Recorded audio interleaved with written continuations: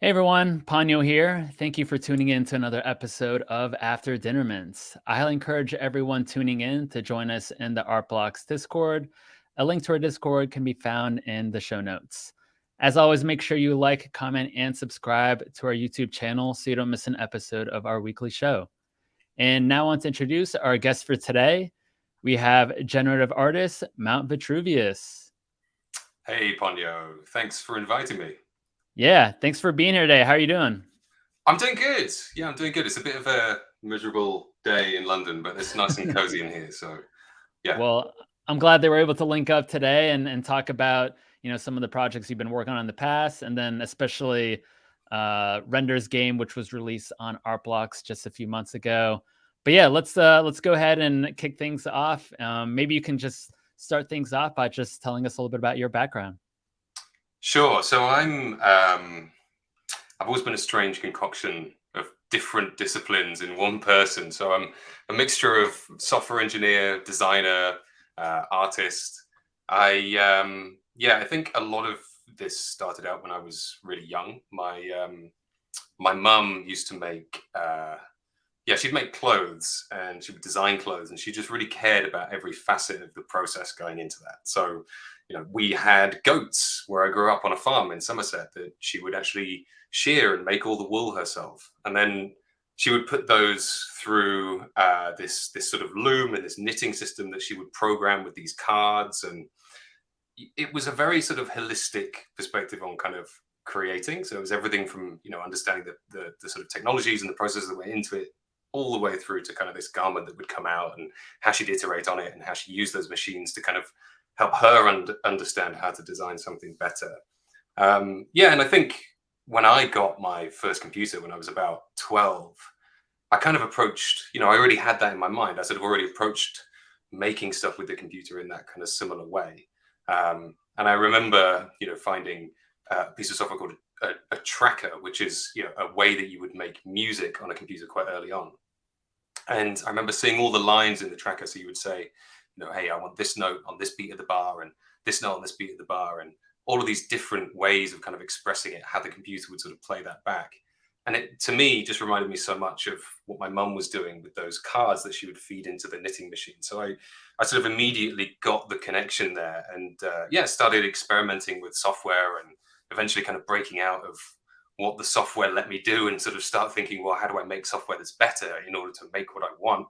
And that's really been a narrative that's kind of threaded its way, all the way through until today, where today I'm still questioning, how do I understand machines and systems and art and society and all of these things better to kind of pour that into my artwork. So yeah, I kind of approach things from this very holistic perspective, and that's actually where the Mount Vitruvius name comes from. So Marco Polo di Vitruvius was an architect back in sort of 0 AD, and he wrote a book called De Architecture, and in it he describes what makes up the perfect architect. And it's not just an understanding of the material, but it's an understanding of society, of music, of art, of philosophy, and how people occupy space, what space can do for people, and how they can use it to further what they want to do. And there's, I think most people think it comes from the Vitruvian Man, which is a piece by Leonardo da Vinci. And actually, that was based on Marco Polo di Vitruvius's understanding of proportion, so how a person would fit into a square or a circle. So when I read The Architecture, it kind of, a little light bulb went off, and I thought, well, that's the philosophy that I've had, that I've tried to apply to computing all these years. And so that was why I chose the name Mount Vitruvius, because it just really felt like the earliest example I'd seen of someone kind of approaching like a technology with this sort of very holistic perspective in terms of what they want to create with it. And so it's just a nice little nod to the forefathers in that sense. I love it. And it sounds like, kind of your mom was, an inspiration early on in your life with regards to art.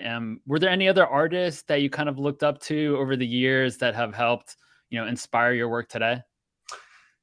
Oh, definitely. I mean, it's funny. I take a lot of inspiration from stuff that's not just classically we would consider in the art space. So a lot of science fiction, and you'll see that kind of manifesting in Render's games. So, people like Arthur C. Clarke, who are these fantastic futurists who sort of painted this image of what the future might look like using a sort of mixture of science and kind of this artistic side of how they thought. Again, harking back to this sort of holistic, perspective on how people create things.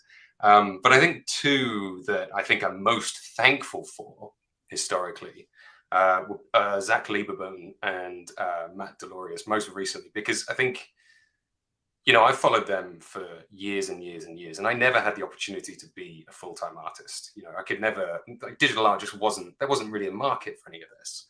But having the opportunity to see their work, way before any of this kind of crypto space existed, before the market existed, and seeing them just continuously put out good work and, be interested in it, create tools for other people to keep doing it. That was what, part of what kept me going and kept me doing this, was that there were these other people there that just, truly loved it and wanted to express themselves in that way. So, if it wasn't for Matt and Zach, maybe I wouldn't be here continuing to do this today. So, I want to say thank you to both of them for being legends and continuing to push that narrative. But yeah, other than that, there's tons of artists I think that have really fascinated me. In fact, a sort of recent, I guess, a more recent sort of dive into history has been for me looking at kind of interesting British offshoots of sort of more classic artwork. And particularly I looked at Vorticism, which is kind of a side movement to Cubism around wartime in the UK. And so there was, artists like David Bomberg and Wyndham Lewis. And you actually see I got to reference a Bomberg piece actually in something that I did previously, sort of far in the past. So yeah, I love different ways of kind of people thinking about how to express themselves. So, Cubism, Vorticism, all of these different ways of sort of seeing a space. I find them just so interesting in terms of how I can do generative art better, but also, how people historically did painting in a much more interesting way too. So yeah, bunch of inspiration. Very cool. And so you mentioned, Matt and Zach, were they were they influences in you getting into, this blockchain crypto space? Like, when you saw some of their work being released in the blockchain, were they some of the people that kind of inspired you to do the same? Yeah, no, definitely. I mean, Matt specifically, I think, was talking about this much earlier than a bunch of other people. But I hadn't actually really made the jump, I think, until I was at a party with a friend of mine.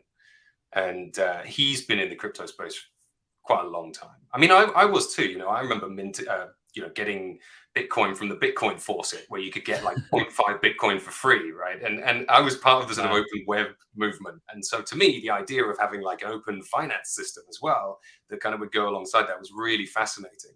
But obviously that was way before smart contracts. And so when we kind of made that leap into having things like smart contracts, yeah, I think Matt was one of the first people that showed me that could be really good. And that actually, I think the bit that blew my mind was that people cared. People saw enough opportunity in this kind of historical preservation, this ability to kind of put work on chain and buy it, and have it generated at that point. That was almost the bit that kind of blew my mind more, because there's so many cool things that you can do with technology. It's only when people recognize it as being special that it really kind of takes off. But I was at a party with a friend of mine, and I was showing him some of my old generative artwork and a piece that I've been working on. He said, "Why are you not putting this stuff on chain? This makes so much sense. You're missing all of this fun, cool, exciting stuff." And I thought, maybe. And then I dug into it, and I was like, "Oh my god, this makes so much sense. Why have I been trying to do this stuff, in physical, or get this stuff into other physical spaces?" And yeah, it was like a light bulb moment, definitely. Very cool. That's awesome to hear. Well, yeah, now you kind of talked a little bit about some of your older work. Yeah, do you mind, sharing some of that early generative art pieces with us that you created? Yeah, sure. There's a couple of I've put together a couple of little examples of sort of pre-crypto work. A lot of my work got lost, unfortunately, in a NAS death where my backups all disappeared. No. So I've kind of had to pick out a few bits, but hopefully I can explain the concept around these. So these were a piece that I made that was an algorithm that just sat on a server. right? And the idea was to play with, who is the author in a piece of artwork. So this is back in 2013. This is long before smart contracts or crypto kind of changed any of this stuff. And what the algorithm would do was listen for people posting Instagram pictures at my local cafe. This sounds really like, silly in retrospect, but I just think it's a nice example of kind of playing with this idea. And every time someone posted a picture in that space, it would slope the image down, use it as the seed for generating one of these pieces.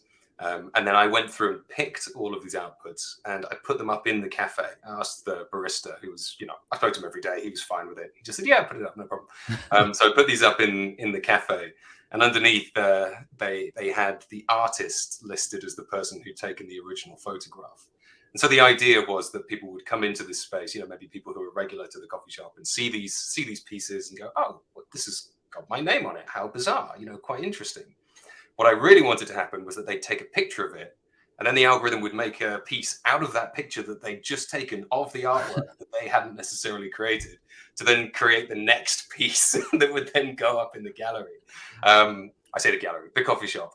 But unfortunately, no one actually did take a photograph of their artwork. Maybe I chose people who weren't regulars enough at the coffee shop, but it was just a fun example of kind of, I think, the earliest time where I was playing with this dynamic of, who the author was, how algorithms can kind of fit into displaying work, and how people can then consume it and enjoy it. So that was a sort of pivotal piece. And so obviously when, smart contracts came along, we were putting code on chain, I thought, oh my God, this is, this makes so much sense. Why have I, if only this had existed back in 2013. Yeah. Another piece that I was part of was this exhibition that we put on at the Tate Britain. And I mentioned David Bomberg. So this is actually a David Bomberg piece here in the top left. And the exhibition was, it's not my own artwork, but, it's an example of me kind of playing conceptually, I think, with, or being part of playing conceptually with how we sort of experience artwork. The goal of the exhibition was to kind of let people focus in on how an artwork actually makes them feel. Like, one of the challenges I think a lot of people have when they experience artwork is they want to talk about, the brushstrokes, the techniques, the history of the artist, but not the things that are actually important in a piece of art, which is truly how it makes you feel, how it draws you into the piece, what questions it makes you ask, how your body reacts to that. And I think that's a lot harder for people to tune into often when they're, kind of just getting into artwork. So that was what we wanted to do with this exhibition.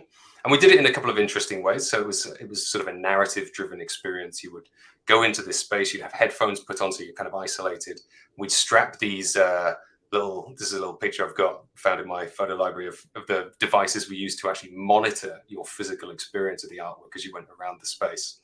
And you would spend time with each of these pieces, and you'd sort of be encouraged either through sort of like white noise or different sounds or pieces of music to kind of experience it in a slightly more holistic way.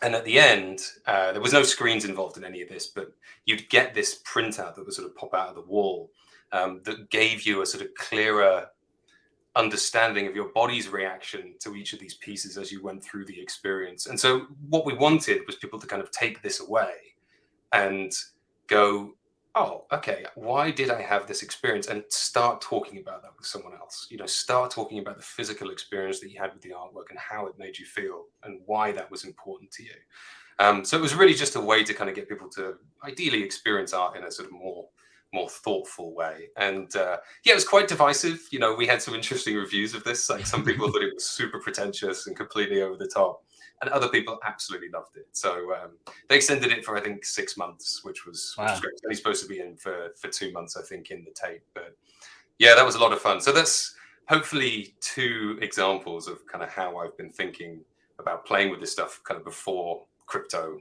sort of came into the space and changed everything in a way.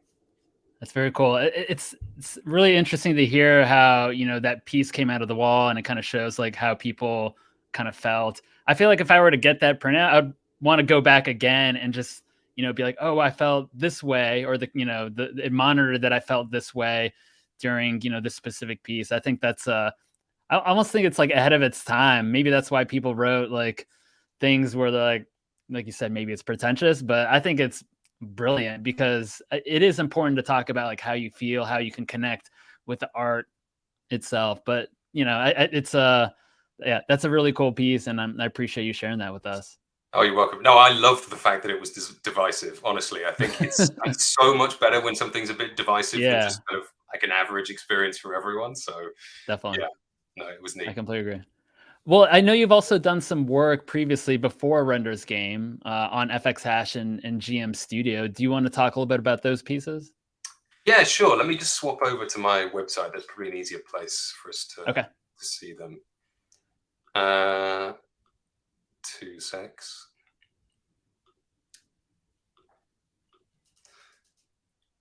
Okay.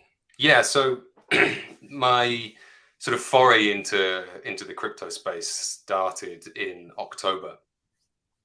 It was during lockdown. My wife we got married a few months before lockdown, and because she's American, all of the visa locations were shut in the UK. So I was suddenly, Mm, isolated without my wife. Like furloughed all of my team for the product that I was working on, and I had to, express myself in some way. So Z Huge was the first blockchain piece that I wrote.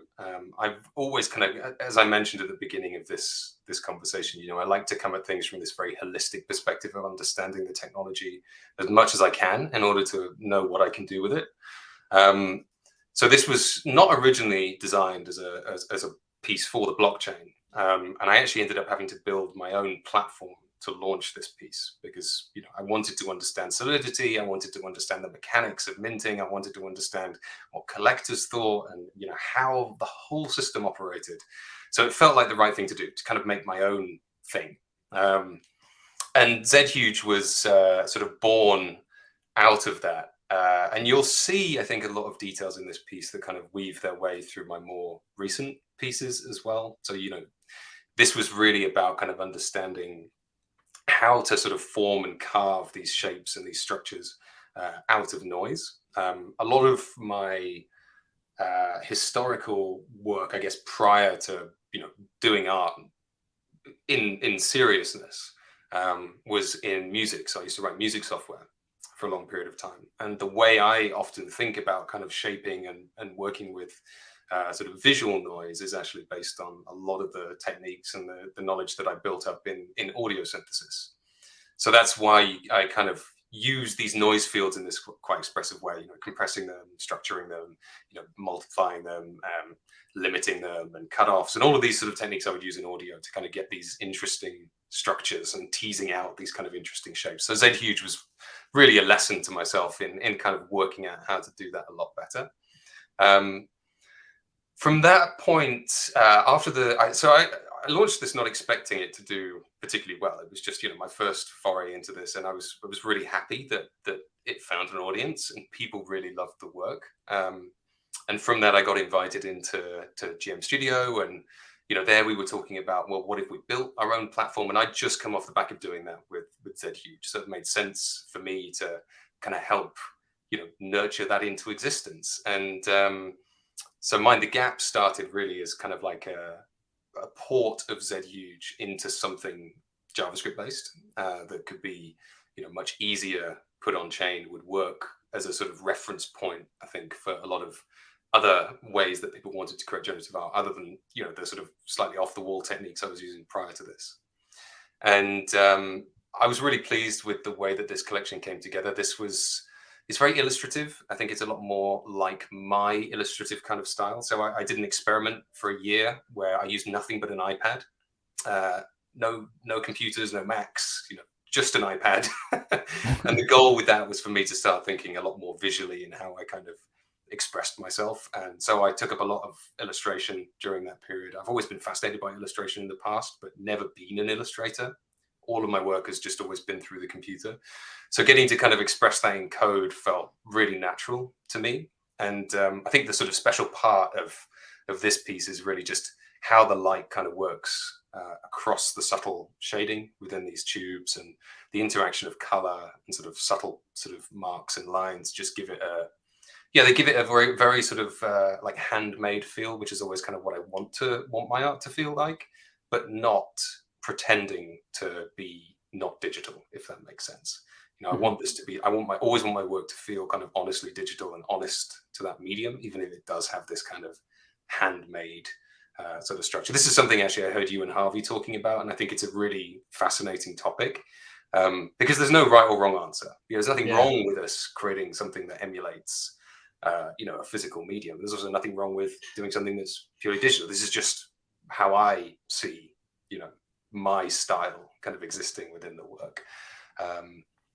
So yeah, this was Mind the Gap, and this one was actually inspired by some of my kind of childhood memories. Going back to the story of my mum, there's a painting just down here, which I think I've mentioned it in the description. Yeah, it's this painting here. Which was a really nice story. My mum found this in the attic one year, and she framed it up for me and wrapped it up and gave it to me as a Christmas present, and wouldn't tell me who'd actually made it. She said, "Oh, it's an artist from Somerset. You know, we thought you'd like it." And so I'm sitting there trying to work out who it is, and my parents are all laughing, going like, you know, finding this completely hilarious. And eventually they're like, "Oh, you did it. You did it when you were 3." So, so I just thought that was such a fun memory, and it just felt so natural to kind of take the inspiration from this piece. And there's a palette in Mind the Gap actually that is exactly these colors. Um, Oh, that's awesome. so it's just a really nice little, you know, memory of what it feels like to be completely free and just exploring yourself when you're a kid, right? And that's kind of a lot of the time what making these kind of structural flows and things feel like to me. So just, yeah, it felt like a really, really nice place to kind of start the work from. I have to ask before you move on. So before your parents told you that this was actually done by you, when you said you were what, 3 years old? Is that correct? Yeah, if I remember correctly, yeah. So what were you thinking? Like, did you like the piece or did you not like the piece? Or you, Do you know what? how did you feel? It's so funny. I think it's a really good question. I think as an artist, a lot of the time I can sort of find the beauty in anything, if that makes Mhm. sense. I think Yeah. finding the beauty in something is often just a factor of how much attention you're giving it. I remember, it's a bit of a side quest of a story, this one, but it's probably worth telling. I remember when I was about, I think, 22 or so, standing on the platform of the London Underground. And at the back of the London Underground, you have, you know, big advertising boards. It's not like you have in New York, you know, where it's these lovely clean walls, but you have these huge advertising boards across the back. And it was this lovely time where someone had come in and actually torn all of them down to replace them. And what was left behind was this really thick, structural, sort of deep layers and layers and layers of all of the pieces of advertising that had gone there before. And it looked like, you know, a Pollock. It was incredible to sort of stand there and stare at this thing. And I remember just standing and staring at this thing and being completely blown away with how beautiful it was. You know, and you look around and you see everyone else on their phones or not Mhm. paying attention to it at all because it's not in a gallery. And I'm sure if you took that out, right, and you put that in a gallery, everyone would just be blown away. They'd think this is the most beautiful textural piece of artwork I've ever seen. And it is kind of generative art in a way, right? Mhm. And so that's what I mean. It's like, you know, I think if you spend time and you put something in the right frame of mind, you can find the beauty in it, you know, and you can understand why it should be beautiful. So I think for me, when I got this, I was like, this is a really interesting selection of colors. Why would someone use these pure colors that are unmixed? They must have been trying to say something with this. You know, it's this wonderful kind of question process you go through. And for me, that's a big part of enjoying art. You know, why did someone make these decisions? You know, what were they trying to say with this thing? Even if it's not obvious, the fact you're asking the questions is even, you know, just as important potentially about the artwork itself. So yeah, I liked it. I didn't know why. And then the process of kind of picking it apart was the sort of mostly enjoyable piece, I think, for me. So yeah, it's a really good question. It's a really Yeah, no, I love how you mentioned, that you can find beauty in everything, and it is I do, when you're also talking about how, you were looking at this piece and then everyone's on their phone. I think about all the times where everyone's just walking around to and from work, wherever, grocery store, and we're passing by tons of beautiful art that we might not even like notice, or we just take for granted. And when, like you said, if you put that in a gallery space, museum, wherever, then and people have that focus and attention to it, then yeah, I think people will find out. I mean, will learn why they do or do not like a certain piece. And yeah, I think that's just a great point. Yeah, it's always kind of blown my mind, really. I think something I actually tried to do touches on Render's game.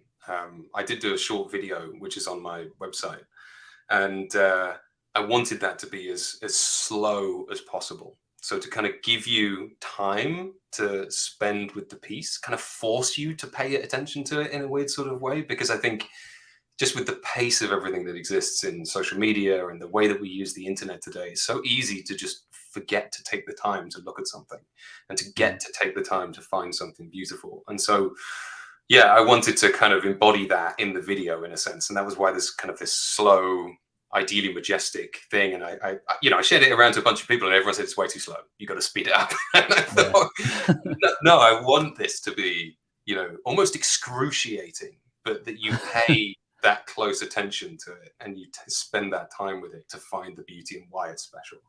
I love Um, that. yeah, so no, yeah, it's a great question. Awesome. Well, yeah, if did you want to go ahead and maybe we can move on to Render's game? Yeah, let's do it. Okay.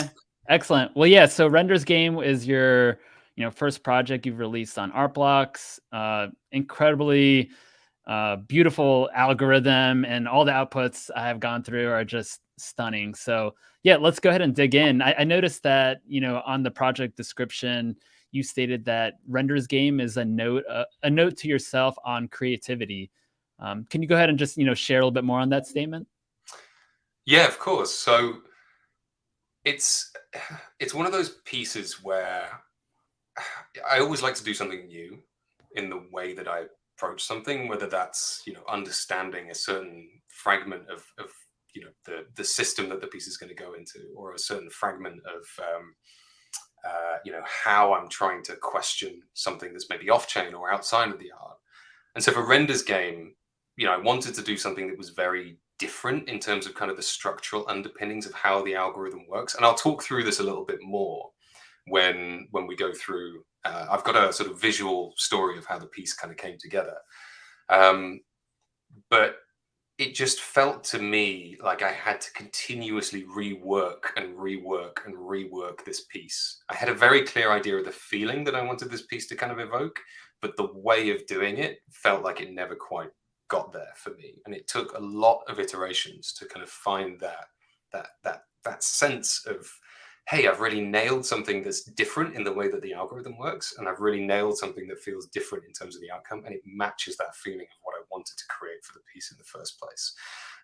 So that's what I mean about it being a note to myself on creativity, and that's where the sort of Ender's game, Render's game element comes from. Not knowing that you've actually achieved what you want to do until it's sat there staring back at you. In the book, Ender is doing this what he thinks is the last test of his education. And it turns out it's the final battle to save humanity, right? And it's not till it's done that it stares back at him and he sees the success that he's had. That's what this piece felt like to me. So it felt like a really natural kind of way of pairing those two things together in a sense. So that's what that means. I love that. And then with regards to the actual, the design and creation of this project, where do you go to, or what do you look for to get inspiration, when you're kind of kicking things off with the project? Yeah. So do you mind if I share my screen? I've actually got Yeah, please. I've got a bit of inspiration because there's a particular piece. I remember the moment very well where I sort of got the very clear sense of what I wanted to do for this piece. So this is a piece by a gentleman called Li Bei. The title of the piece is Il Feu, I think, which means from fire. I'm sorry if I just butchered the French there, but it's these skimmed and structured pieces of charcoal. These are huge, by the way. Like, you don't realize the scale of these pieces until you actually see them in a gallery. And I was lucky enough to be in the Paratine Gallery in Paris during one of his exhibitions. And they're these giant, imposing structures. It feels like someone has just taken a giant saw and sawed through one of the most beautifully constructed pieces of charcoal and just pulled this structure right out of the ground and stuck it on the wall. And it's this weird feeling of almost alien but real at the same time that kind of came to me standing in front of this. I was just transfixed. I was staring at this piece and just tracing through these fragments and these intricate details. And as you move around them, the light plays across all of the different structures that exist in it. And it just has this really magical feeling for something that almost looks, so simple. And it reminded me of one of my very favorite experiences in cinema, which has always been, extremely important to me, which was the monolith from 2001: A Space Odyssey. So this is kind of that link between, this crazy sort of experience, this sort of surreal experience I had with this piece of artwork, and the feeling that I got from that, and kind of how it led me down this path of exploring futurism and the history of futurism as part of the piece. So it's kind of my own take on my memory and experience of that moment, which I wanted to capture. And so it was really that intersection of those two things that I knew I wanted to try and express. It just took me a long time to get to the point where I felt like I'd actually achieved that. So yeah, moving a little bit on, Arthur C. Clarke. One of the reasons I'm such a fan of him is he grew up in Somerset, where I grew up, and it's a small place, so it's surprising that someone with that much impact on science and literature sort of came from that location. So it's one of the reasons I'm kind of fascinated with him. But he was truly a brilliant futurist. If you watch 2001: A Space Odyssey, there's people here using iPads, right? This was like well before the first space mission. Computers were effectively Casio watches back then. But here he is inventing, the internet, iPads, Skype, how we would all read news, how space stations function and work. It's just incredible how much his work has sort of stood the test of time. And then that intersection kind of with art overlapping is kind of why I find this as a realm so fascinating. And to me, there's such a parable to the crypto space here as well. We're all trying to work out, what does the future of art ownership look like? What does decentralization actually mean for society moving forward? So it just felt like a really natural overlap in my mind. So I hope that kind of begins to peel back some of the kind of inspiration for the ingredients that made up where Render's game ended up going. And it sounds like this was, I'm making it sound like this was extremely clear from the off. This was something that did evolve over time, but I knew what that feeling was, and I knew what the ingredients were kind of going into it. No, that's super cool, and I appreciate you sharing kind of that connection with Space Odyssey and how things have just. It's crazy how people have had this vision, many decades ago, and how it's kind of playing out in today's society. I think is truly interesting. Yeah, there's only a few sort of futurists where their visions of the future really stand the test of time. And actually, one of the things I found quite difficult, I think, in this piece was distancing, that sort of classic heritage, the things that feel realistic, the sort of realistic visions of the future, from things like, synthwave and the sort of fantasy retro future image, because I didn't want that to be part of what this piece represented. I wanted it to represent things that feel like they stood the test of time, that are as relevant today as they were, 80, 90 years ago. And it's crazy to imagine that someone could come up with them during that time. Absolutely. Well, yeah, I'd love for you to kind of tell us a little bit about, that process of creating this project, and maybe along the way, maybe talking about some of those challenges you face with this algorithm. Yeah, I'd love to. So I've sort of broken this into a few sections. This is the sort of prequel, which is kind of the work leading up to understanding how I wanted these pieces to come together.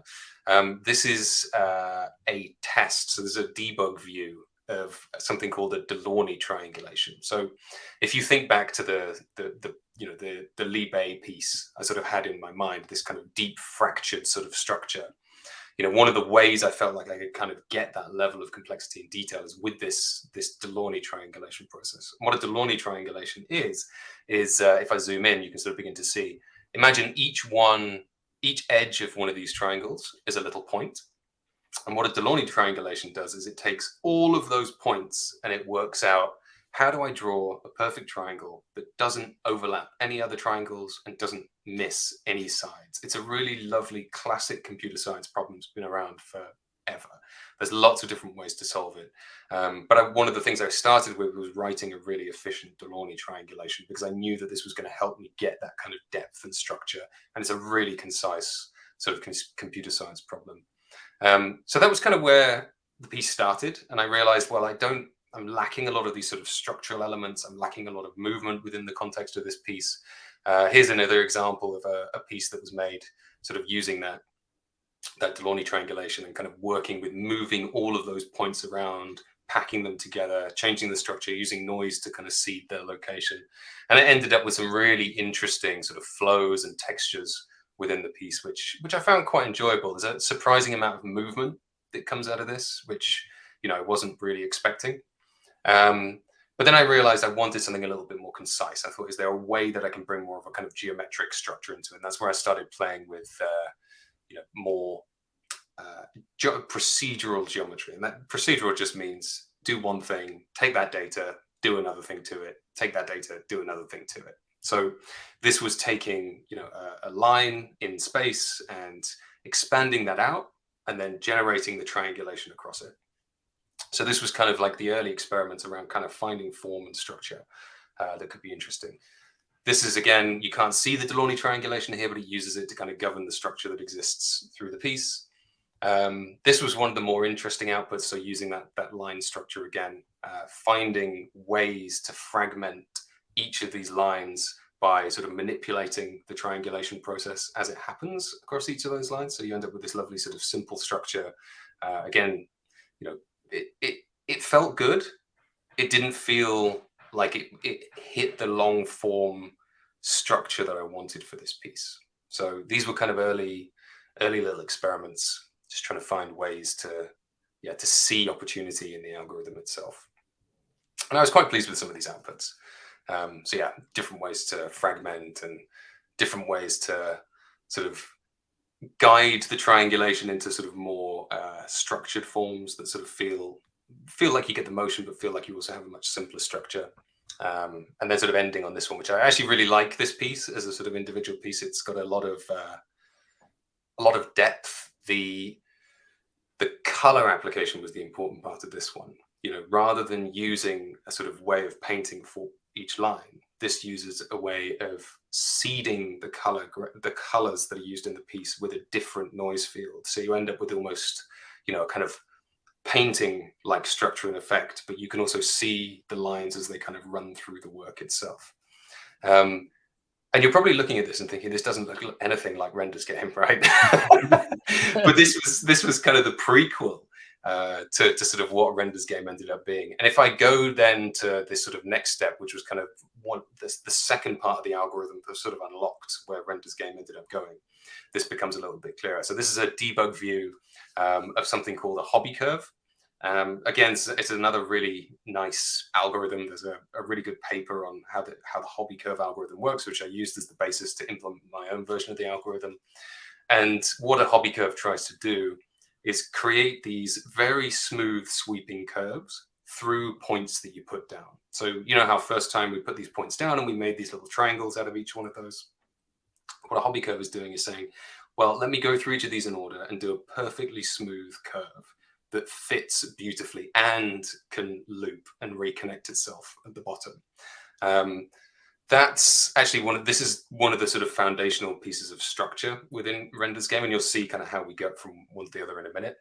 But along with that, I did a lot of experiments in terms of point distribution across this curve. So taking that curve, breaking it down into its component pieces, and then showing each of these little points that can be used to kind of restructure the curve, and then how to distribute them across that space. So you see this one's very evenly distributed.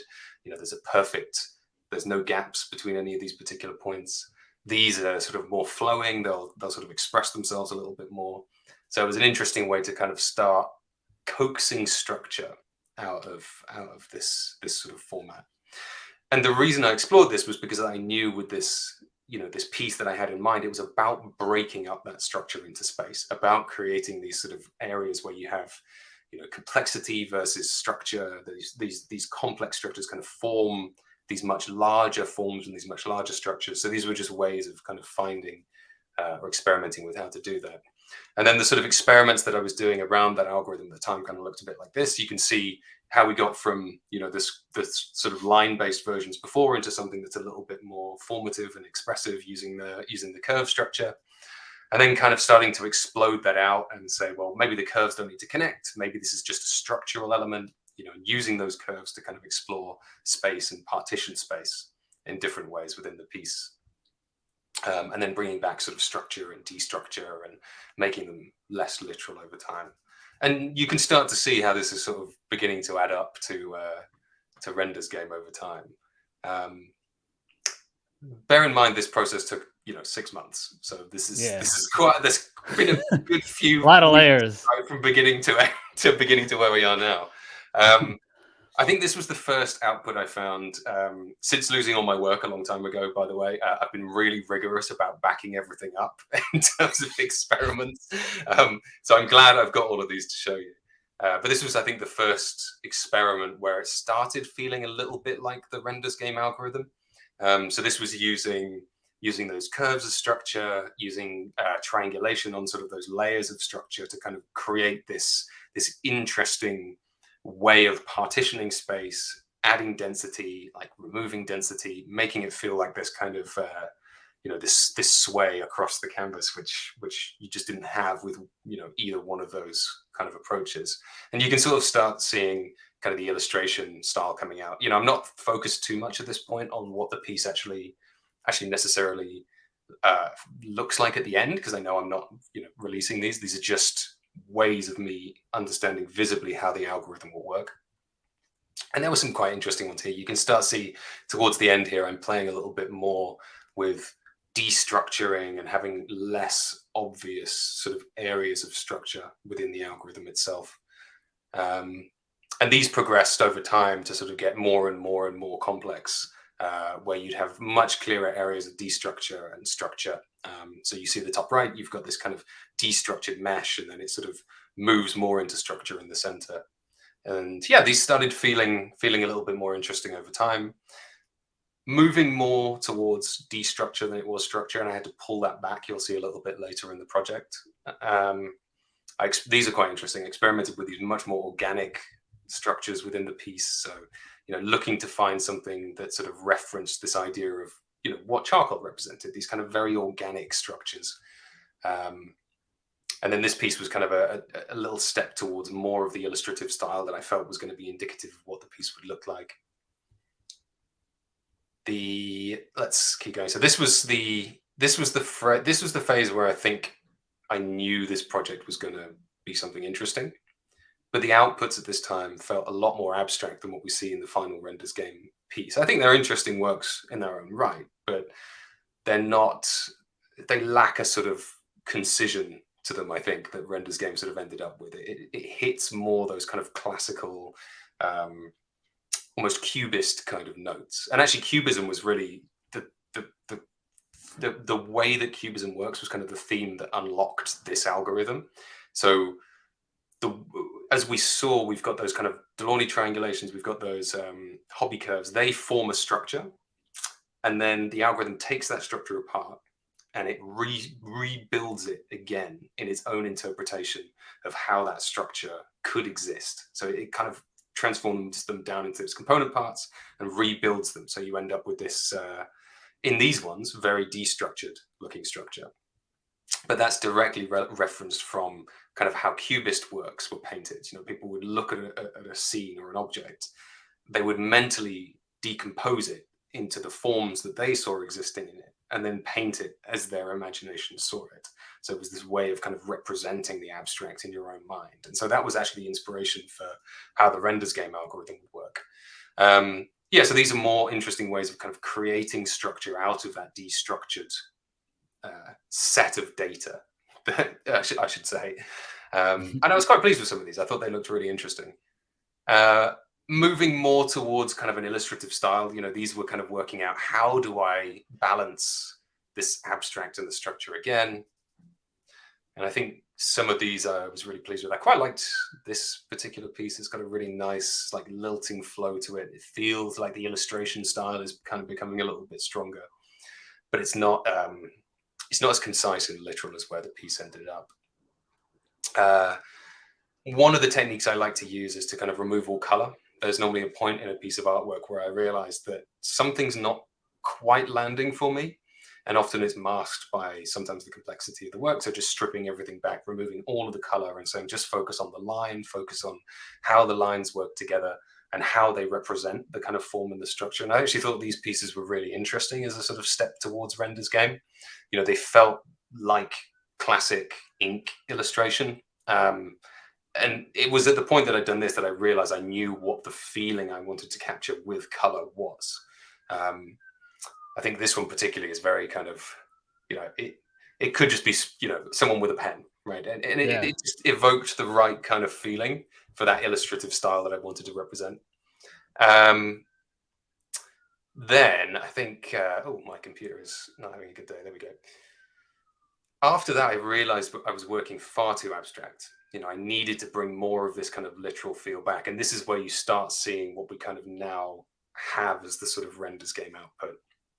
This balance of the sort of restructured areas being very clear and very obvious versus, you know, destructured and sort of chaotic in a sense.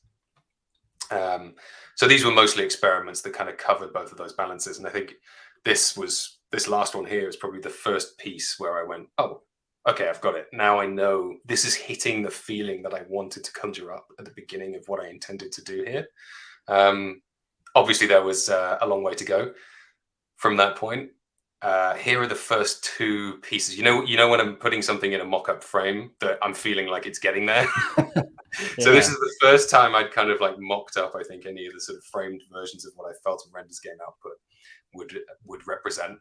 And you can see that the structure isn't as well deconstructed. It's not, you know, it's still too literal, I think, in terms of kind of where the Render's game algorithm ended up. But it was a really nice sort of first step towards going, okay, this is going to feel like something that's right. And then the experiments kind of continued from there. Lots of interesting things that never made it into the final piece. So this one on the right here is quite interesting, where you just have this focus of the actual structure in the center of the output, and then all of the destructure kind of falling away at the outside. I thought that was quite interesting. The way that you can see actually in this one sort of how the lines layer up together. So some of these will overlap, some of them will sort of merge together, and that's part of this destructure and restructure process. It gives the layers kind of this interesting lilting feeling, like you don't really know where they sort of sit in space. Yeah, and then moved on to sort of expressing more in color and understanding like how to work with the contrast in terms of these sort of destructured elements. And I got really into this idea of using the extremely dense contrast to kind of represent fills. So the fills here are not fills. They are literally just very, very, very small versions of each of those pieces of structure, all just so dense that it creates this one fill. And it's quite interesting because then if you zoom in, you get this really lovely texture that exists across them. So it gives them sort of a nice sense of presence. Yeah, and then working with, you know, how do I let these lines kind of explore space? Is there ways that I can bring more of a, you know, if you look at vorticism and cubism, which I mentioned earlier, they tend to play with the tension of the lines that exists within the piece. Sometimes the lines will be super smooth and beautiful and curved, and then sometimes they'll just, you know, kink, and you've got this like really stiff structure that kind of changes the feeling and experience of the piece. So I wanted to kind of play with that sense of flow around the piece at this point and kind of make it a little bit more varied and a little bit broader. So I hope you see that in this. I hope this is interesting, by the way, but I hope you see that in the pieces that exist there. Absolutely. I mean, it's so interesting to kind of see you peel back all the different layers. And I think it really shows how complex like algorithms or just, you know, a vision, you know, you start out with like one, you know, focus, and then you're like, all right, then I need to add this layer and then this layer. And then you kind of just see it all come together. And I thought it was, I've never heard anyone before talk about how they kind of just removed all the colors to kind of take a step back and then just look at things without that, you know, that focus on color. So I thought that was super interesting and a unique way to kind of look at your work at just like at its core. But kind of speaking a little bit, you know, a little bit more about color palettes, I'm interested to know, what's your inspiration behind picking colors? Are those generative, and then how do you go ahead and select the names for picking the actual palette names themselves? Because I feel like that always has like either like a fun story or maybe some kind of connection to something in your life. Yeah, definitely. So the color palettes are very much based on well, they're a mixture. So they're sort of science fiction, or they're science based, or they're technology based. So a lot of my, like, I love graphic design personally. I've been a graphic designer for years, and so a lot of my favorite visual work actually comes from graphic designers as much as it comes from fine artists. Um, so yeah, one of the palettes is called Olivetti. It takes inspiration from kind of Cooper Hewitt's and Giovanni Pintori's work for Olivetti back from, I think it was like the sort of 20s to 40s, where Olivetti were making these sort of slightly more interactive typewriters, and they just made the most wonderful posters that at the time must have been so expressive and so interesting. We look at them now and we just see them as, very classic, brilliant pieces of, of graphic design. But at the time, the color usage must have felt just insane. No one would have done anything like that. And so when I take an idea like that, I'm not thinking to myself, well, let me just, reuse those colors. I'm thinking, what did people actually think of that palette at the time? And what would my modern interpretation of that set of colors feel like? And so that's why if you look at the Olivetti palette, it's these almost like luminous oranges and, extremely saturated sort of hues across like a whole different range of colors. But that's because that's what I imagine it must have felt like to look at those for the very first time. And so I try and express my interpretation of a palette in that way. Obviously, there's a palette called Randy, which is a throwback to Paul Rand, who's one of my all-time favorite graphic designers. I think his color work historically has just been incredible, and all like subtle but bold at the same time. So, for me, I wanted to try and capture my memory of what his work felt like. That really subtle balance, those kind of deep purple hues, those purples leaking sort of into the blacks. So one of the questions you asked was, are these generative colors? No, the colors in Render's game are not generative, but they are procedural. So that means that you won't always see all of the colors used in a particular piece, completely depending on how the piece puts itself together. You might find a small subset of the palette. You might find a really large set of the palette. You might find all of the colors of the palette. But I wanted it to feel very concise and graphic. And I did look at exploring using sort of a more generative color system and sort of color mixing. But I could never quite get it to feel as good as I wanted to within the piece. And so it just felt like just expressing them in this very sort of concise way, using the palettes as they were sort of designed in the algorithm, just felt like the better way to let the piece sit. Great. And I do want to talk. I know there's many features that go behind the actual creation of each of the pieces in Render's game, but one of them that I would love to like kind of highlight, and then if you could just kind of talk a little bit more about it, is one of the features called, is it Straussian? Straussian, yeah. Straussian. Yeah, I'm just curious, like what does true represent, and then how does that kind of look inside like an individual piece? I'm really glad you brought that one up, actually. So that's a hark to an artist I have a huge amount of respect for, called Andrew Strauss. So Andrew Strauss did a piece. It's one of the first pieces I think I ever collected on Taya years ago, called Archiplex or Archiplex. I think it's Archiplex, and it's these wonderful sort of quite simple geometric structures that sort of form these sort of lovely textural sort of. And let me pull it up. It might be, yeah, please do. Yeah, to find and then sort of represent it. Let's see. Yeah, here we go.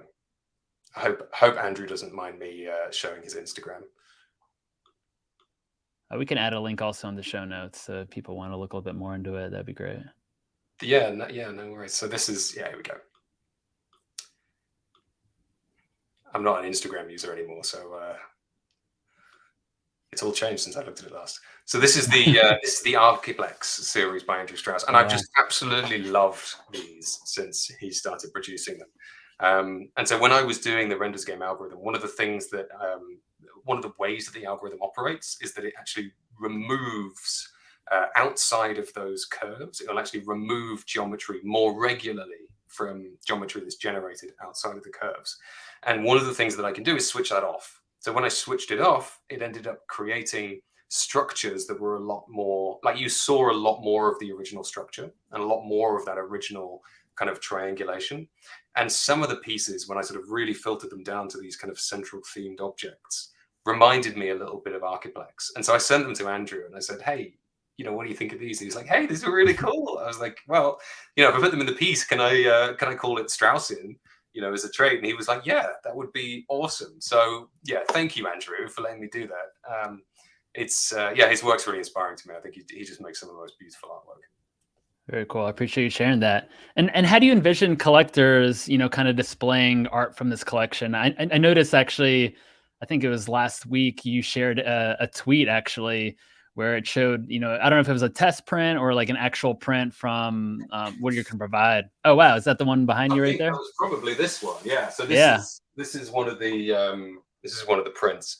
The algorithm is designed for print and to be seen on screen. So if you have a great screen at home, as long as you render it using the generator, you'll get a really nice looking piece even on a screen. Rather than just use the image, I would definitely recommend rendering the code.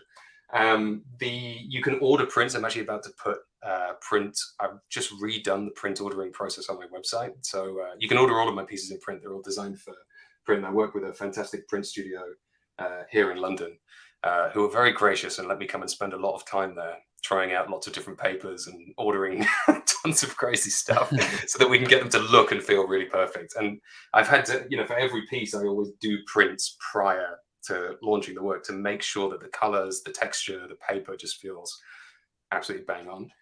So you'll be able to order physical prints. The only requirement is that you own, obviously, the NFT to be able to order the print. But I'm also working on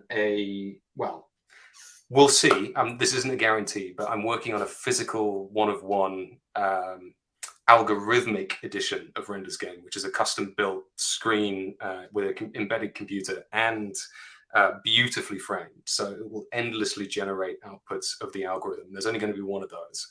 But I wanted to do that because I think, we always talk about the physical prints, right? And we always talk about these mints as the sort of outcome of the generative piece. And I love the idea that we can also consider, that the algorithm itself is just as valuable as a piece of artwork. So it's going to be interesting to see what happens if, depending on who buys it or if people like it. I love this idea of just this physical piece of artwork that you can have, that every time you come into that space in the morning is different.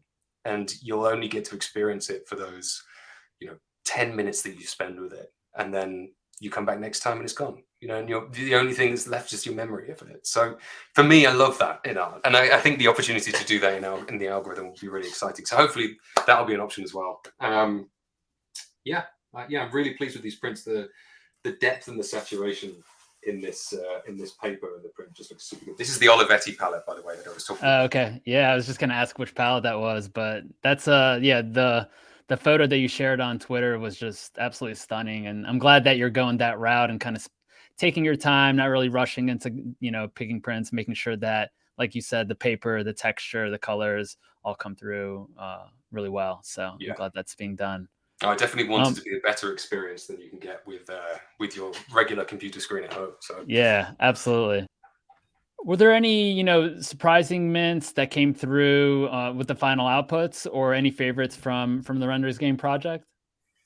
Yeah, definitely. There was a few that were really surprising. Actually, it's one of those algorithms where there was a bunch of stuff that I was hoping would come out. A couple of them didn't, and I kind of regret not adding a couple more pieces to the potential output set. But yeah, there were definitely some really surprising pieces. It's such a the way that the piece is seeded means that it's the layout can be so different between all of the different pieces. And that's actually, to me, the most special thing about these pieces, the ones that have kind of the most cohesive, most interesting layouts and most interesting sort of sets of structure and destructure, which you just cannot represent, right, in metadata. It's impossible to find that. But so those are the ones that actually ended up being the most interesting to me. This particular one by GSDN, he minted this one, and I'm so glad that it was him that got it, because he's definitely the kind of person that would really appreciate it. But this is just such a one-off. I can't believe that this came out at all. You know, I have a script where I can run, 16 of these out in like 2 seconds, and it will loop. So I've looked through millions of these outputs, and I've never seen one like this. And when I've picked it apart to work out what happened here, it's the perfect intersection of two noise fields that shouldn't ever occupy the same octaves, right? So they should never cancel each other out. But somehow it rolled a perfect intersection where they almost perfectly cancel each other out. And it's just completely unreal. You would never expect that to happen. And so it's ended up with these really interesting sort of subtle structures. And I kind of wish I'd seen this before I launched the piece, because I could have put this as a trait, right? This is a really interesting one. So I definitely was not expecting this one. But yeah, I'm really glad Justian really likes it. I think this one, number 207, is also another one of my favorites. Just the way that the structure in this piece is so clear, but then you've got these really lovely sort of framings of sort of deep contrast around the sides. It's just it's a really lovely example. This is number 99, which Bob Lucas picked up, and I think there's something wonderful about the interaction between the color and the play of the shapes in this piece, which just really surprised me, to have something that's so evenly distributed. The way that the algorithm can work when it creates the curves is it can either create curves that sort of exist outside of space, or it can create curves that sort of exist within the space, so within the frame itself. And normally they'll sort of lilt between one and the other, but this one, it ended up with these very even, very kind of fluid curves that sort of all intermingle towards the center in a very sort of evenly distributed way. The algorithm can distribute them more chaotically or more evenly, but this one particularly just hit a really interesting note.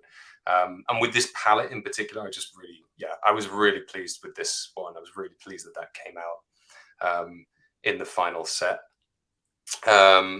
There's a few other ones. Yeah, I loved this one as well, number 14. I'm just choosing all the really unique ones here. Yeah, please do. This one, there's just something very kind of like Art Deco about the structures that came out of this one. Just felt like they really fitted the intent of the algorithm really nicely. This is the stone palette, I believe. And that balance of kind of contrast and lightness with the sort of texture in this one, just really appealed to me. There's a lovely sort of sense of balance around the sort of detail here and the detail here, which gives this nice kind of central sort of framing to it. It just felt like a really beautifully balanced piece. This one, it's definitely contentious and controversial, but I loved the fact that I ended up with the way that color is applied in the work. So any palette can effectively become a mono. So it will just choose to not apply any of the accent colors across the piece. And there's a very, very, very small chance of that happening. This is one of those examples, but it's interesting because it also allowed the line of the piece to show color. And there's a couple of outputs that are like this. This one I particularly like, however, because you've got this extremely, vibrant, like mind-melting pink kind of cutting through this almost like hand-drawn geometric set of structures. And then it's just dense and chaotic on the right-hand side. I just thought this was a really fascinating output. I'm really glad that one came out. And maybe another one more to kind of share. That'd be great. Yeah, go for it. Another one I really liked was this very abstract structure. So this one actually, it's destructured in the sense that the curves are kind of all sort of torn apart, and then where it's restructured everything, it's kind of kept mostly within the curves here. So but it's very light in the application. So you end up with these kind of abstract forms that sort of lilt through the piece, and it feels a little bit unlike some of the other outputs. In a quite satisfying way. So I really enjoyed this one. I also love this palette. In fact, I think I have a little print of one. That was one of the Oh, ones that I wow. tested as well. So That's a good yeah, one. it's that's definitely one of my favorites. I'm curious, were there any that jumped out to you, Ponyo? Oh man, I would have to go through and just write out the numbers. I had like a list of them, but then once you start a list, then it just once I pare it down to maybe like 20 of them, then I want to go through all of them again to kind of just double check everything. But yeah, I don't have anything off the top of my mind. I mean, just like the algorithm. I mean, just even the ones you kind of shared, just the algorithm and the breadth of all the outputs. Just it just gelled really well. I think it was just like when you shared all those different layers, kind of like peeling back the onion of this project, it really shows like how much time and effort went into it and just like the different outputs, but just also knowing that all those different outputs are under that same algorithm itself also. So I just kudos to you for building this out and launching on our blocks with us. Oh, thank you. I mean, yeah, I wanted to do something that felt different for myself, and I think for in kind of the way that I express my work for art blocks. And so yeah, it means the world to hear you say that. Thank you, buddy. Yeah, absolutely. Well, I have just a couple more questions before we wrap things up. Do you have any, plans now that Render's game is completed, all the outputs are out there? Do you have any other plans to release any additional work later this year, or are you kind of focusing on Render's game, getting prints out? Do you have any, and also maybe do you have any plans for exhibiting any of these pieces? Yeah, so I want to do this one of one algorithmic piece that I'd Mhm. like to. There is a gallery that's interested in showing it. I have to make it and get it working to Yeah. the degree that I want it to be first. Um, yeah, it's been a nightmare sourcing the right panel for this and the sort of custom enclosures and everything. But I think it'll be worth it. So that's definitely on the cards for Render's game. In terms of other work, I've got a bunch of ideas and algorithms that I'm working on right now. But I like to, I think I struggle a little bit with, since I launched Render's game, a bunch of galleries have come to me and said, like, we'd love to you to do a piece for show in 3 weeks' time, and I'm like, oh my God, there's no way I can do anything within that period of time, right? So for me, I find it quite difficult to work to that sort of deadline because I want the piece to be really good. I'd much rather, spend 3 months on something, 6 months on something, and then throw it away if it means that it's not going to be good. Mhm. I want my work to be, extremely high quality and to feel really special. So that's always the goal for me. And you know, hitting 3 week deadlines is somewhat impossible generally in that Yeah. in that sort of world. So I'm just gonna, I've got this clear idea for what I want to get out of the next step for Render's game, and the step after that is continue to sort of explore more long form, and I might do a couple of sort of smaller one of one or short form pieces. Personally, I love the challenge of long form. It's just such a unique way of thinking about art. Um, and so I tend to focus more on long form than I do on sort of one of ones, but maybe I'll do a couple of one of ones as well. We'll see. Yeah. Well, it's exciting. I'm super excited to kind of see what, you work on throughout the rest of, 2023 and beyond. And I'm just really grateful that you're able to join us on After Dinnerments today. To kind of wrap things up, how can people reach you? Should they have any questions? Maybe they want to learn more about your work. Yeah, sure. My website, MountVitruvius.art. If you want to see anything that I've done in the past, or order prints, or just browse through the work, there's a ton of stuff up there. Or if you want to get in touch with me, Twitter is probably the best bet.